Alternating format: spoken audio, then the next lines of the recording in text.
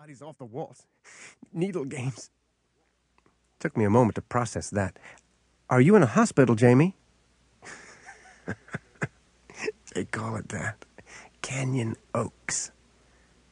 I knew the place by reputation. Small, private, and very expensive. They're killing me with lies, Dr. D. Programming pain lasers, sectioning the cortex, draining the juices, raping the tender gender flesh, stink piece by stink piece. Flesh eaters. White zombies, dead climb all up out of the towerful torrent. Shit. Shit plumes, shit birds, out of the wet flesh. Help me, Dr. D. Fly here, help me hold it together. Beam down, suction me into another sphere, into clean... Jamey, I want to help you. Before I could finish, he was at it again, his whispers agonized, suppressing feelings of helplessness. I concentrated on what little I could do. The important thing was to keep him on the line, not to lose his trust. It was a good plan, but I never got a chance to use it.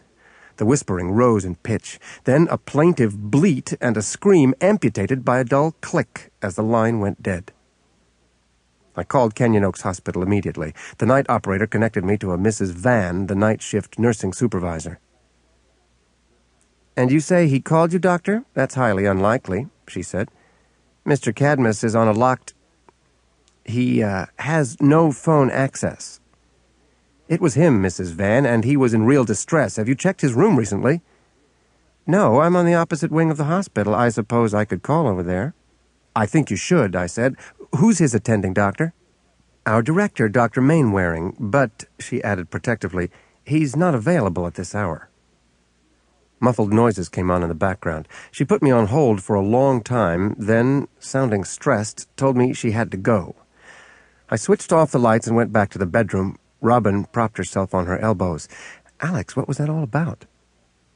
I sat on the bed and told her about the call from Jamey and my conversation with the night nurse.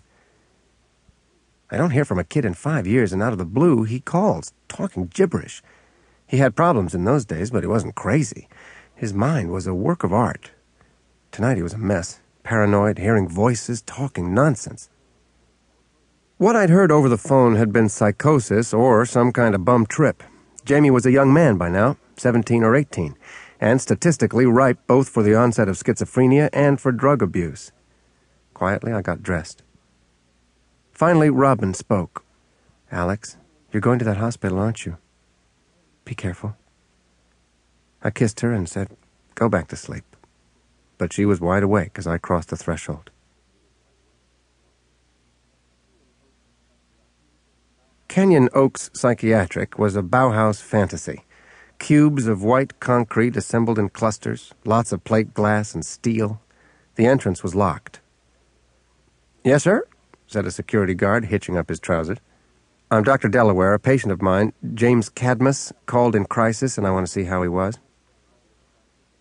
The guard led me to Jamey's room. It was 6 by 6, with soft white vinyl walls. Most of the floor space was taken up by a hospital bed fitted with leather restraints. A pair of crumpled white pajamas lay on the floor.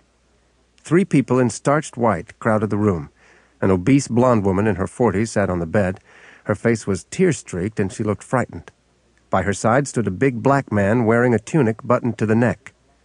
A second woman, young, dark, voluptuous, and sufficiently good-looking to pass for Sophia Loren's kid sister, stood away from the other 2. Both women wore nurses' caps. "Here's his doctor," announced the guard to a trio of stares.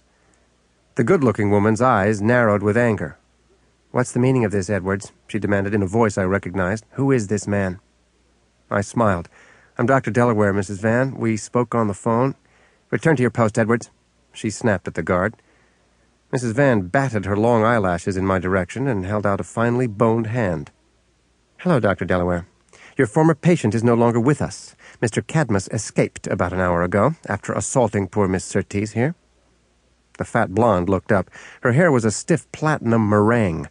Her face under it was pale and lumpy and mottled with pink. Her small olive-drab porcine eyes were rimmed with red. "I went in to check on him," she sniffled, "just like I do every night. He's been such a nice kid. So I undid the cuffs like I always do. Give the boy a bit of freedom, you know. Only this time he jumped up real crazy, screaming.